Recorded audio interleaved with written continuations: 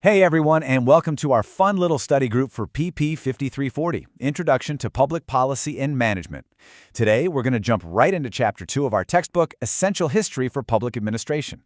We're going to get into the real, kind of messy, and absolutely fascinating story of America's founding. All right, let's dive in. We all kind of have this high school history version of the story stuck in our heads, right? It's all very neat and tidy. It's like the colonists revolt, they write this amazing constitution, they build a government, and, well, that's it. Story's over. But that simple version, it misses all the good stuff, all the drama, the intense power struggles, the bare-knuckle fights that actually shaped the nation. The messy reality is way more interesting. And believe me, it holds some serious lessons for anyone in the public sector today. To really get it, you got to go back to the time before the Constitution we know, back when the United States wasn't so united at all. In fact, the whole experiment was teetering on the brink of total collapse. So their first shot at a government was called the Articles of Confederation, and it was weak. And that was on purpose. The central government couldn't raise taxes, it couldn't create a national army, and it had zero power to stop states from fighting with each other over trade. Basically, it was a government with its hands tied behind its back. And you can probably guess what happened with the system that week, right? It led to disaster. After the Revolutionary War, the economy was just a wreck. Farmers were drowning in debt, losing everything. And when they looked to their state governments for help and got nothing, they just snapped. And this wasn't just some small protest. This was Shays' Rebellion. We're talking about thousands of angry farmers taking up arms, physically shutting down the courts, and even trying to raid a federal armory to get more weapons. And the national government? It was totally powerless to stop them.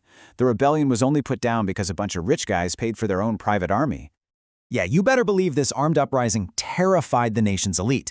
George Washington himself warned that if they didn't do something, the only result would be anarchy and confusion. So that crisis lit a fire under them, and it led to a pretty radical and very secret new plan. So you have 55 delegates who meet up in Philadelphia. They literally lock the doors, swear an oath of secrecy, and get to work. And their goal wasn't just to patch up the old system. They were there to invent a brand new one. And their whole philosophy was kind of based on this one core idea, a pretty realistic, if pessimistic, view of human nature. So, what was their big idea? Well, it was all built on the belief that government had to control the people, sure, but it also desperately needed to control itself. So they came up with this brilliant double security system. First, they split power vertically between the new national government and the states. Then they split the national power again horizontally into three branches: the legislative, executive, and judicial. The whole point was to create a system where, as James Madison put it, ambition must be made to counteract ambition. Basically, make power fight against power so no one group could ever take total control. But even the guys who built it knew it was a long shot. When someone asked Ben Franklin what they'd actually created, he gave that famous and kind of ominous reply. And Franklin's warning was dead on. This new constitution wasn't exactly met with a round of applause from everybody. Nope, the minute it was released to the public, it kicked off one of the nastiest, most intense political fights in American history. The whole country basically split into two teams. You had the Federalists, think Hamilton, Madison, who were all for this new, powerful central government. But then you had the Anti-Federalists, and they were deeply afraid of it. They were convinced it would be taken over by a rich elite, that it would just steamroll the states and totally crush the rights of the individual. I mean, this was a battle for the soul of the country. Was it going to be a republic run by elites or a true democracy of the people? And here's the kicker. Even though the Anti-Federalists lost the big fight over ratification, their protest scored a massive, game-changing victory. They're the reason we have the Bill of Rights. So the Federalists got their Constitution, but those deep divisions, they didn't just vanish. No way. The arguments the Anti-Federalists made, that deep suspicion of concentrated power, it's still baked right into America's political DNA. And that tension got put to the test right away. In fact, you could see it playing out right inside President Washington's own cabinet.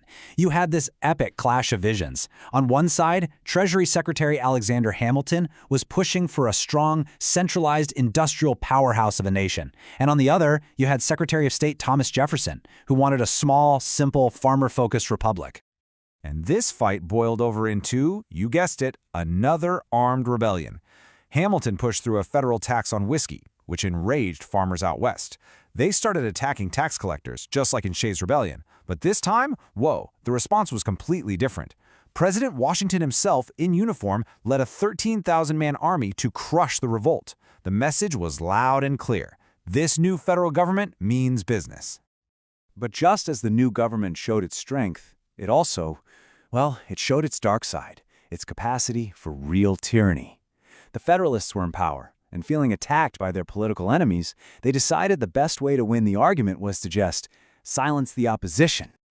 So they passed the infamous Alien and Sedition Acts. And under these laws, the government started arresting and jailing its critics, mostly newspaper editors who supported Jefferson's party. I mean, get this. The laws were so broad that one guy was literally arrested and thrown in jail for making a drunken joke about the president. It was a perfect and pretty scary example of what one historian called the age-old dream of unchallenged power. The same guys who had designed this brilliant system to control human passion, they fell victim to it themselves. And this incredible abuse of power led to a massive political backlash. That backlash all came to a head in the nasty, bitter election of 1800, where Thomas Jefferson finally defeated the Federalists. Now, we take it for granted, but this was a huge deal. It was the first time in modern history that power was peacefully handed over from one rival political party to another. That was a truly revolutionary idea. But here's the thing. That election didn't really end the debate. All it did was cement these core tensions right into the American system. The fight between order and liberty, between a strong central government and local control, between elite rule and the will of the people. These are the fundamental conflicts that were born in the 1790s. And these are the exact same struggles that public administrators like us are still trying to navigate every single day. The founders were worried about what they called the passions of the people, and they designed a whole system to act as a filter. So that leaves us with a really critical question for our field. In our world of social media and 24/7 news, is that filter completely broken? And if it is, what does that mean for the work that we do in public service? Definitely something to chew on as we move forward.